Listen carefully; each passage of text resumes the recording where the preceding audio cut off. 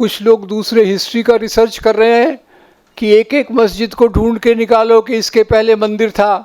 अब एक बात और ऐड कर दूं कि कई मंदिरों के नीचे बुद्ध विहार भी थे, पर उसके बारे में अपन ने चुप रहने का, बोलने का नहीं।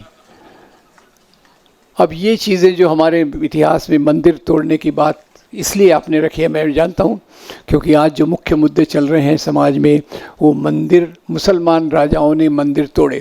और मैं थोड़ी लिबर्टी लेके इस विषय को बढ़ा भी देता हूँ। ये भी कहते हैं भाई हिंदू मुसलमान राजा आपस में लड़ते रहते थे। अब सुनिए, हमने किस राजा का बात नाम लिया था अभी? बाबर।